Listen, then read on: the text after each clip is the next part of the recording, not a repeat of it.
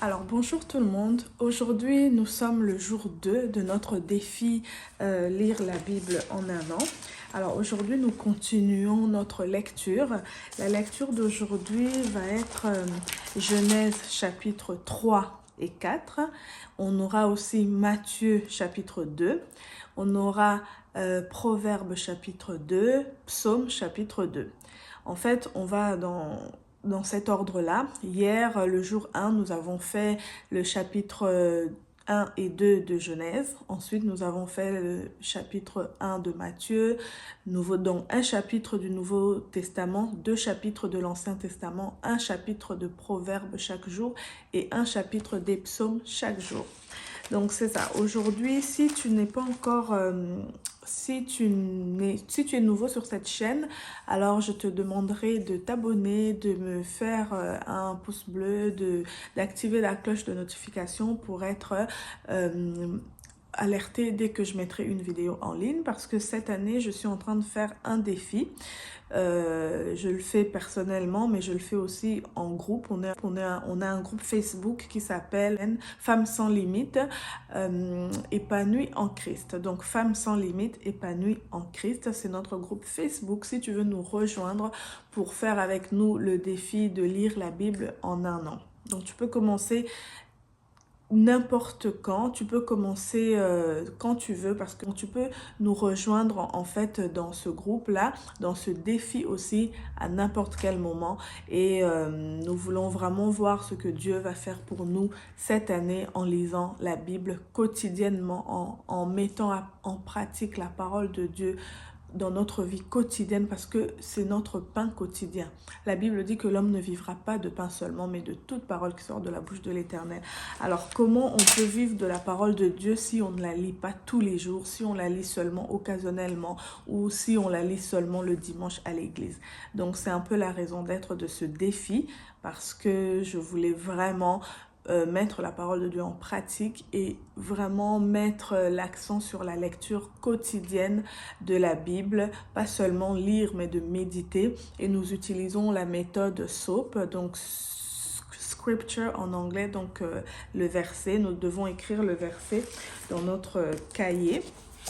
Ensuite, nous avons l'observation, nous écrivons nos observations. En fait, on prend un verset de tout ce qu'on a lu, un verset que le Saint-Esprit va nous demander ou que le Saint-Esprit nous met à cœur, le verset qui nous touche, le verset qu'on veut mettre par écrit, le verset que l'on veut mémoriser. C'est ce verset-là que nous allons écrire dans notre cahier. Alors, c'est donc avec la méthode SOAP, nous écrivons le verset, ensuite nous écrivons l'observation de ce verset-là, ensuite nous écrivons l'application, ensuite nous écrivons notre prière. Donc c'est un peu comme ça que nous allons marcher tout au long de l'année avec ce défi-là. Donc pour aujourd'hui, moi je vais commencer ma lecture et rejoins-moi. Donc si tu as envie de me rejoindre dans le groupe, j'ai le lien du groupe Facebook qui sera dans ma description. Avant toute chose, on commence par la prière, évidemment. Seigneur, je te remets ce moment de lecture, ce moment de méditation de ta parole entre tes mains. Sois avec moi, sois avec toutes les personnes qui me suivent et qui vont faire ce défi avec moi. Saint-Esprit de Dieu, viens nous parler, viens m'enseigner au nom de Jésus. C'est toi le véritable enseignant. Seigneur, que toi seul, tu puisses m'enseigner. J'ouvre mon cœur à ta parole, j'ouvre mon cœur à ton enseignement au nom de Jésus. Aide-moi à mettre ta parole en pratique, Seigneur, que je ne la lise pas seulement, mais que je puisse la méditer, la mémoriser et la mettre en pratique dans ma vie quotidienne, afin que ta parole puisse apporter un changement dans ma vie quotidienne, dans ma famille. Au nom de Jésus-Christ, Amen.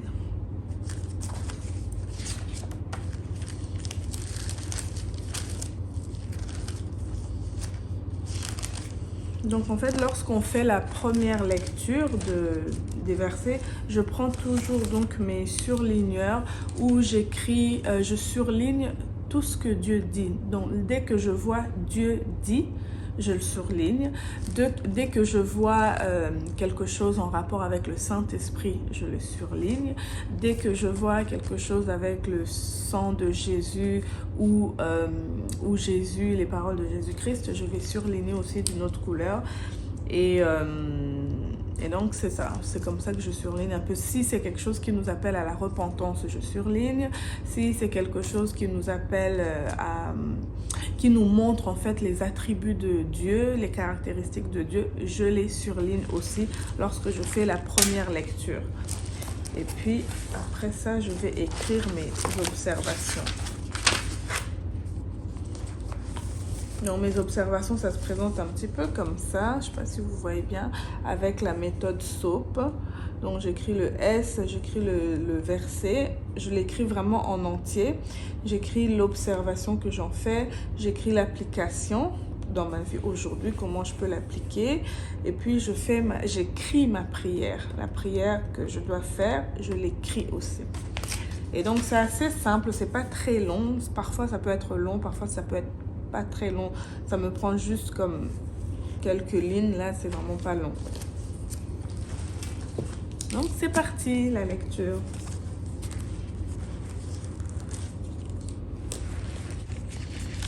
Donc aujourd'hui c'est Genèse 3.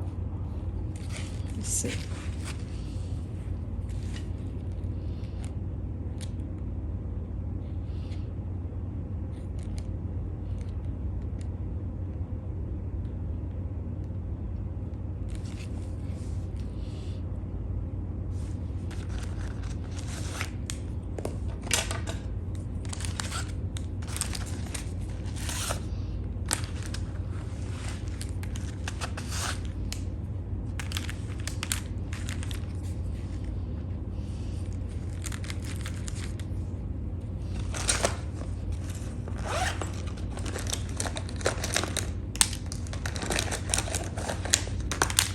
j'apprête déjà tout. Ici, le sapin.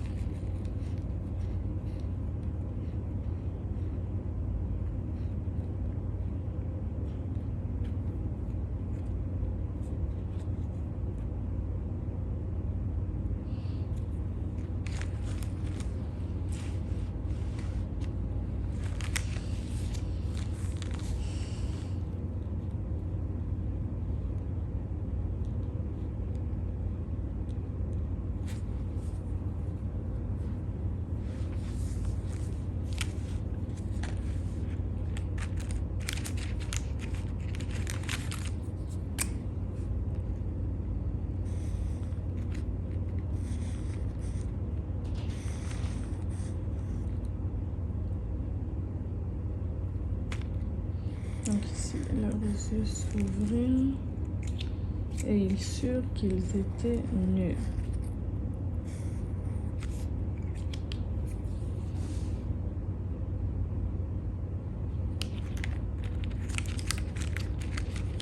Allèrent se cacher. Ici, le fait de se cacher, ils sont partis se cacher loin de Dieu. En fait, j'entoure les mots qui sont importants pour moi, les mots qui nécessitent une lecture ou une étude un petit peu plus approfondie. Dans le contexte du verset, je le surligne aussi.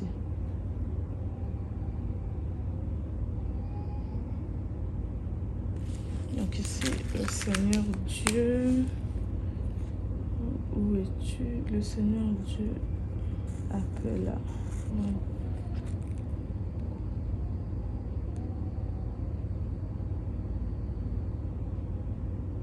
Il a repris, qui t'a dit?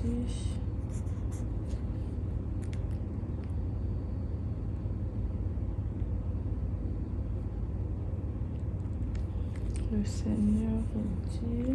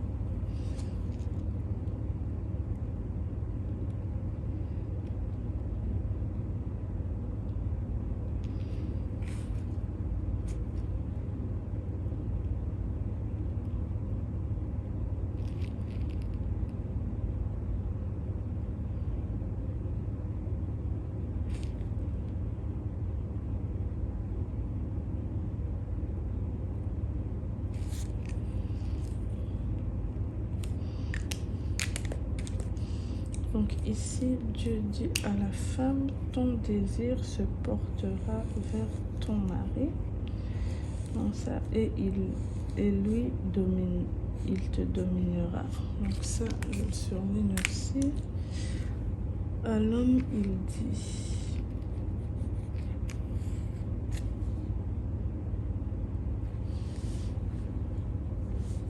Donc la terre sera maudite à cause de toi.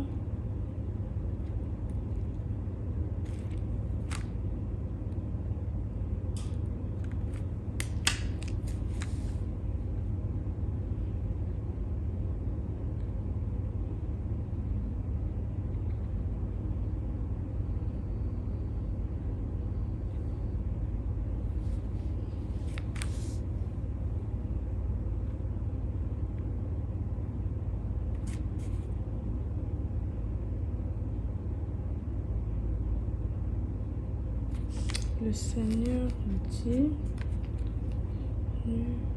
l'homme est devenu comme l'un de nous pour la connaissance de ce qui est bon ou mauvais. Non, il ne tente pas la main pour prendre aussi de l'arbre de la vie et vivre toujours. Wow. Donc ici, quand il dit l'homme est devenu comme l'un de nous,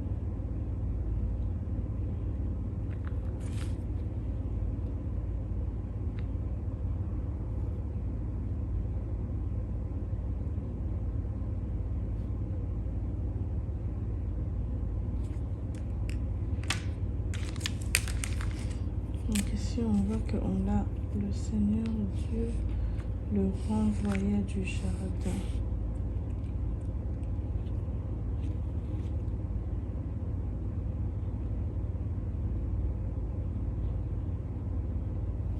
Donc ensuite il a placé un ange pour garder le jardin. Lorsqu'il a renvoyé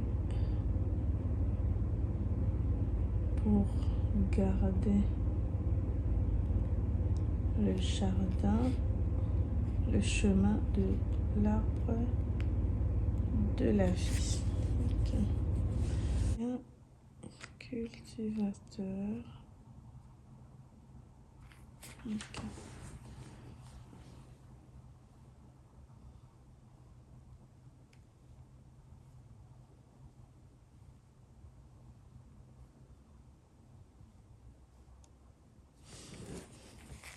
Donc les deux ont apporté une offrande, Caïn et Abel, mais Dieu porta un regard favorable.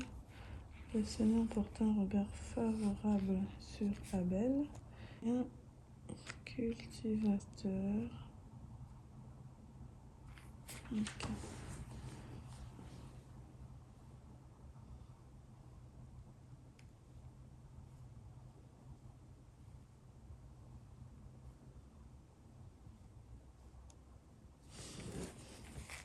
Donc les deux ont apporté une offrande, Caïn et Abel, mais Dieu porta un regard favorable. Le Seigneur porta un regard favorable sur Abel et son offrande, mais il porta un regard. Il ne porta pas un regard favorable.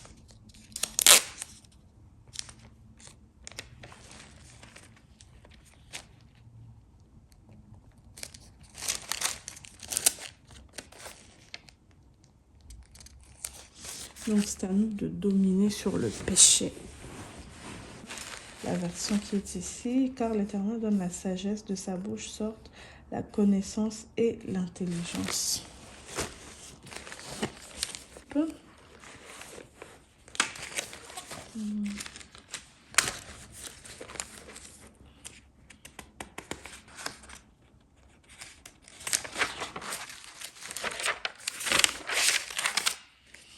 Donc le verset, alors ici je vais faire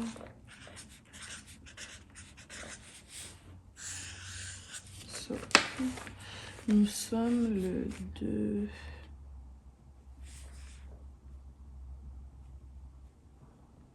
01 2025. Alors, la parole qui me touche ici, c'est: car le Seigneur donne la sagesse, de sa bouche viennent la connaissance et l'entendement. C'est ça que je vais prendre. Je vais prendre le verset Proverbe. En fait, il y a beaucoup de choses ici. J'aurais pu prendre aussi dans Genèse le chapitre 2, le chapitre 3 aussi. Il y a des choses, par exemple, sur l'histoire de Caïn, et Abel. Le Seigneur porta un regard favorable sur Abel et sur son offrande, mais il ne porta pas un regard favorable sur Caïn ni sur son offrande. Ici, ce qui est intéressant, c'est qu'on nous dit pas, on nous dit pas pourquoi Dieu n'a pas agréé l'offrande de Caïn. La Bible ne nous dit pas, mais si on fait une recherche approfondie, là, on le saura. Donc, je vais juste prendre ça. Car le Seigneur donne la sagesse, de sa bouche viennent la connaissance et l'entendement. Dans d'autres versions, je pense qu'on dit autre chose.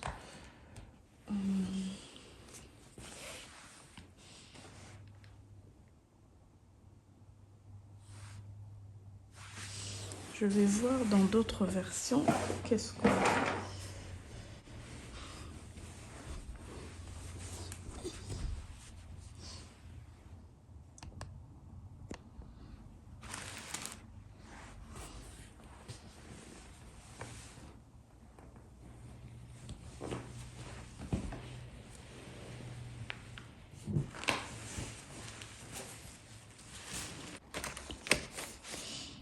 Donc pour le S, on va mettre comme ça, S, O, et puis, donc, c'est Proverbe 2, verset 6.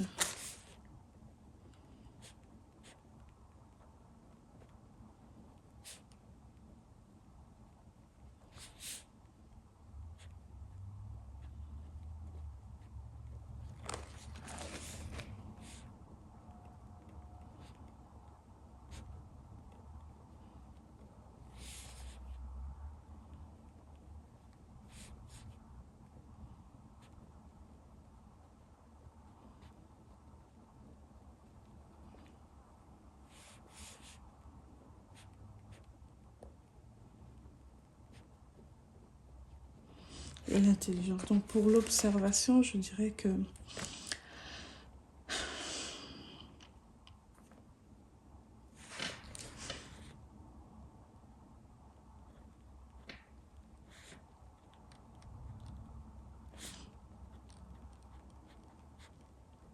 Dieu est la source de la sagesse. Personne ne peut être sage en dehors de lui.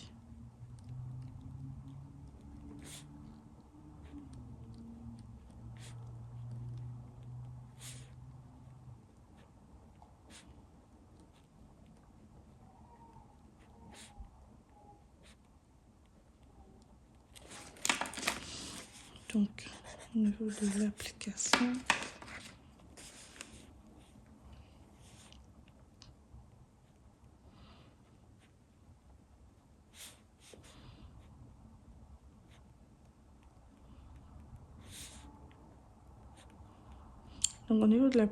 je dirais que je recherchais à avoir la sagesse de Dieu tous les jours et dans ma vie quotidienne.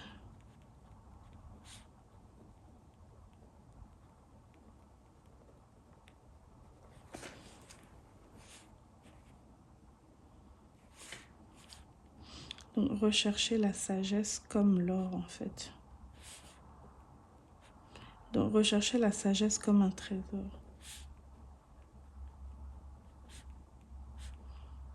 Comme un trésor. Ensuite, ici, au niveau du P, de la prière, je dirais, Seigneur,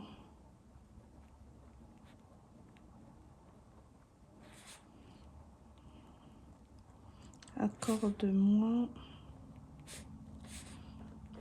ta sagesse.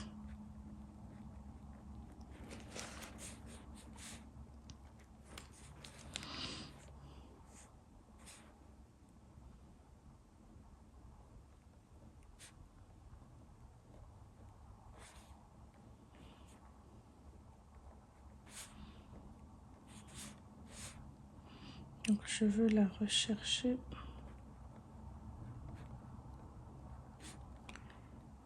comme un trésor.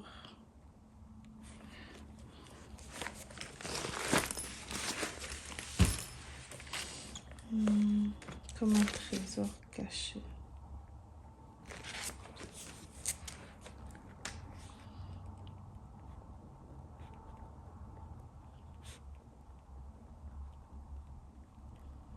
Aide-moi, Seigneur. Amen. Donc ici, en fait, c'est juste un résumé. Hein?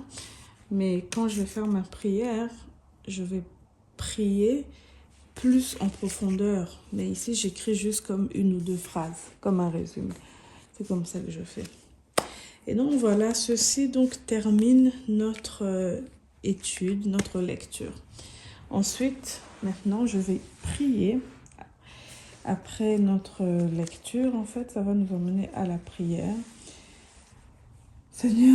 Seigneur, merci pour cette parole. Merci car tu es Dieu. Merci car c'est toi qui nous parles. Merci parce que tu m'as parlé au travers de ta parole. Merci pour l'enseignement que tu m'as donné. Je serre ta parole dans mon cœur afin de ne pas pécher contre toi. Aide-moi à serrer cette parole durant toute ma journée. Aide-moi à rechercher la sagesse, ta sagesse qui vient de toi. La sagesse qui va m'aider à comprendre ta parole, la sagesse qui va m'aider à conduire ma vie dignement, la sagesse qui va m'aider à te plaire, à faire de toi mes délices, à faire de la recherche de la connaissance et de la sagesse mes délices. Que ton nom soit béni, Jésus, au nom de Jésus-Christ. Amen. Et voilà. Donc moi, ça m'a pris 1 heure. Aujourd'hui, ceci vient donc terminer notre lecture du jour 2 de notre défi Lire la Bible. Donc on ne la lit pas seulement juste lire, mais on lit en prenant des notes, on lit en surlignant des passages. Donc c'est vraiment une lecture active et je vous encourage vraiment à vous joindre à moi dans ce défi.